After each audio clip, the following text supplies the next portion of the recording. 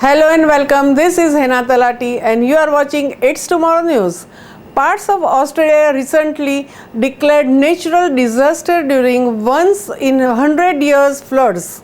Heavy rains along Australia's east coast over the weekend have brought the worst flooding in half a century in some areas, forcing thousands to evacuate and damaging hundreds of the houses. 10 million Australians are currently under a weather warning as two major systems collide. There have been no deaths reported, but some families were forced to evacuate in the middle of the night as rivers rose to dangerous levels. Dozens of communities have been declared disaster zones and more than 18,000 people have been evacuated from their homes in Sydney and mid-north coast. The fast-moving water unfastened houses, engulfing roads, breaking trees and damaging roads infrastructure. A house was seen floating down the Manning River in New South Wales. Emergency services estimate a total number of damaged houses are in hundreds. New South Wales was worse than initially expected, especially in low-lying areas. Flooding risk and evacuation warnings were in place for about 13 areas in New South Wales, including the Hunter, one of Australia's major wine regions. Residents of New South Wales were hoping it will only be one in 20 years event, but it was one in 50 years event. People in parts of the Sydney's northwest were ordered to flee their houses in the middle of the night as fast-moving waters caused widespread destruction. The Australian government has declared a natural disaster in large areas of New South Wales as heavy rains banged the state and forced thousands to evacuate. Rains have drenched the state since Thursday, but parts of the east coast tipped into the crisis on Saturday as major dam overflowed, adding to swollen rivers and causing flash flooding. Since Thursday, the State Emergency Service has responded to 7,000 calls for assistance and conducted more than 750 flood rescues. Thousands of the emergency workers and volunteers are still on the ground helping trapped residents. Heavy rain that lashed the Australia's New South Wales coast had sparked warnings of intense rainfall and potentially life-threatening flash flooding across the state.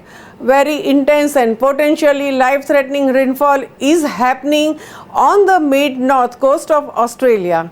Sydney on Sunday recorded the wettest day of the year with almost 111 millimeters of rain, while some regions in North Coast received nearly 900 millimeters of rain in last 6 days. More heavy rains are expected to continue in the upcoming week, with the rain band forecast to move across the state from the west, bringing significant rainfall to the north inland and northwestern slopes. Large parts of the country's east coast will get hit by more heavy rains from Monday due to the combination of tropical low over northern Western Australia and a coastal depression of New South Wales, the Bureau of Meteorology official said. The worst affected area saw rain that totaled more than 4 times the March monthly average, falling in just 2 days. Winds blow anti-clockwise around the highs, and as a result, very humid moisture from the Tasman and Coral Seas is being pumped into the east. Flooding on the Horseberry River, which runs north and west of the Sydney, is expected to be as bad as similar event that occurred in 1961. More than 130 schools in New South Wales will close on Monday, with some requiring maintenance and repairs.